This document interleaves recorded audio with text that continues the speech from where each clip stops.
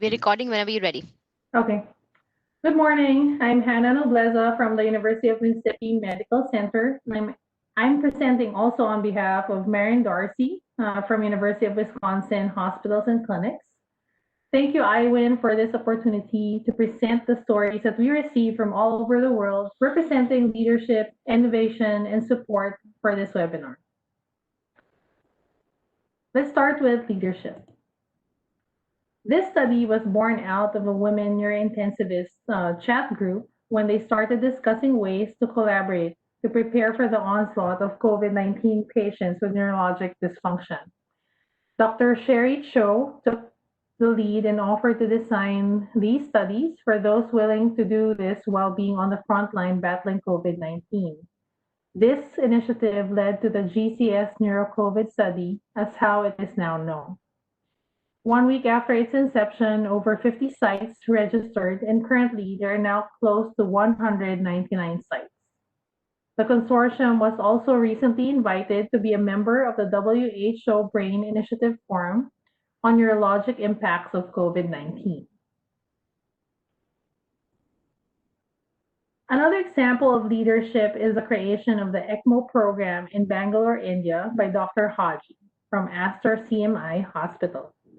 Dr. Haji is an experienced anesthetist with special interest in solid organ transplant and was inspired by her experience in ECMO in Singapore when she worked with Doctors McLaren and Ramanathan.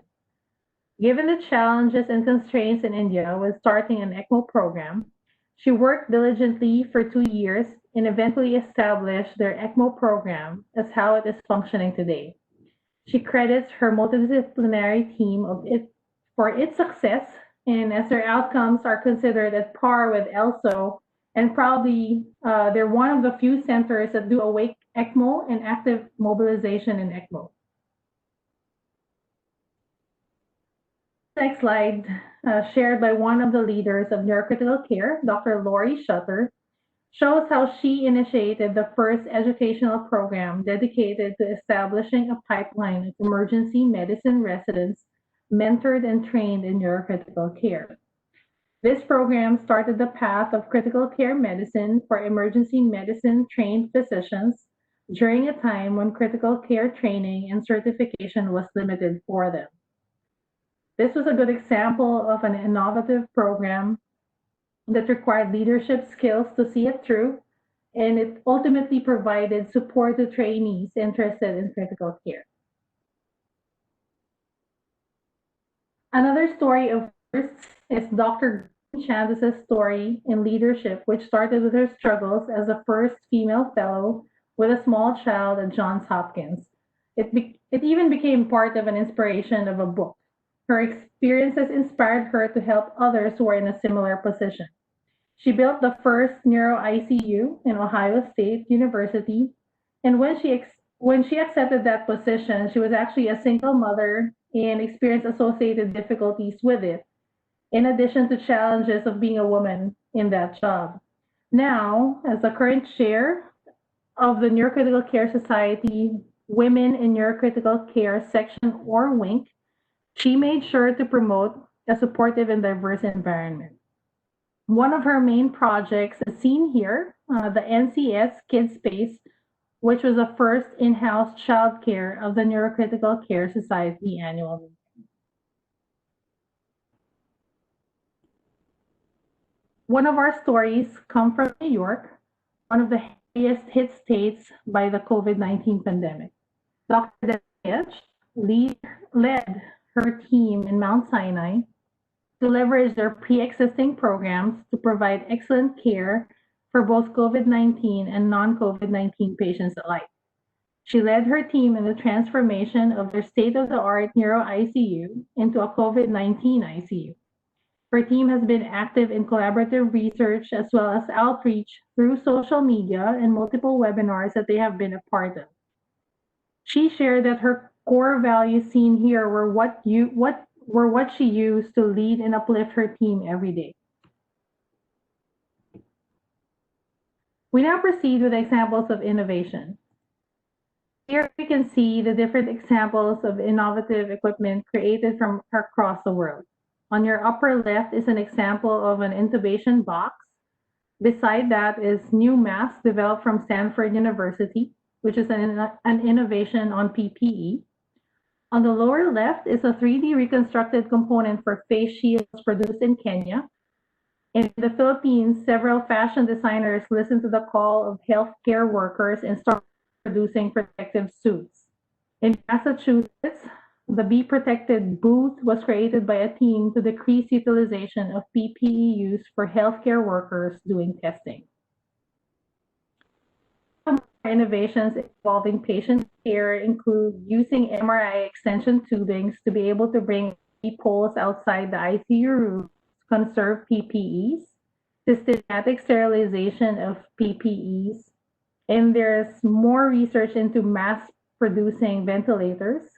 You can see that here we have ICU robots being utilized for communication, and apps are being developed for case finding and monitoring, and drive-through testing sites were started to be used all worldwide.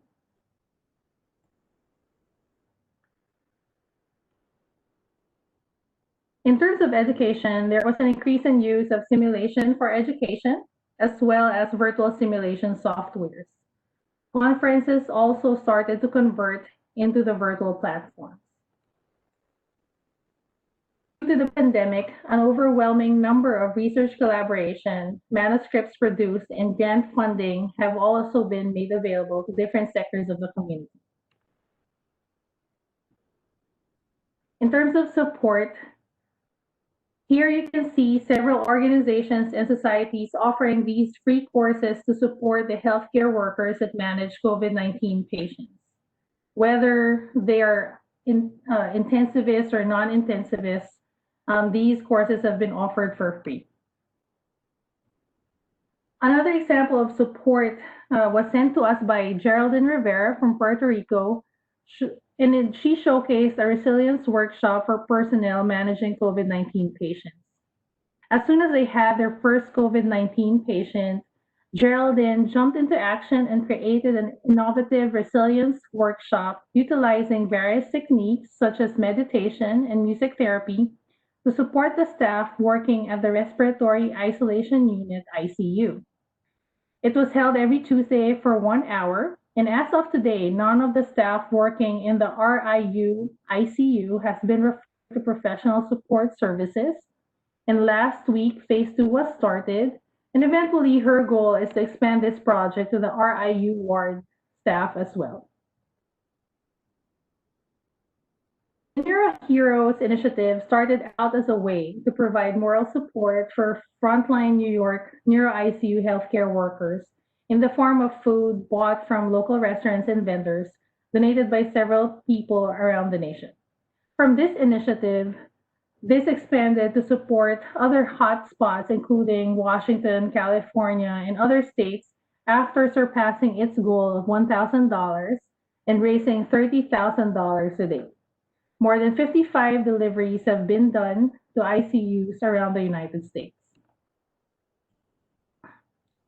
Next is an initiative started by Dia Sharma, an undergrad student at University of Washington in Seattle, when she was 16 years old, and the initiative is called We Care. She shared that her passion was for women's rights and specifically women's education. She founded We Care during her high school with a goal of facilitating women's education opportunities by collaborating with registered nonprofits and spreading awareness in their communities regarding women's rights, equality, equity, and education.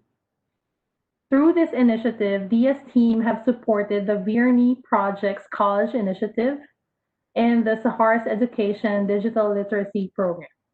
They collaborate with local businesses and hold annual charitable banquets, which raises nearly 75% of their donations.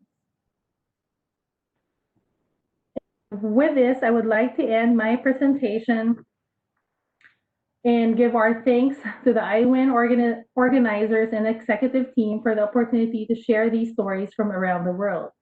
We would also like to invite you to share your stories through our blog site, www.bridgingtheicugap.com. www.iwin.com. And we welcome any stories from women and their allies working in ICUs around the world. Thank you and have a good day.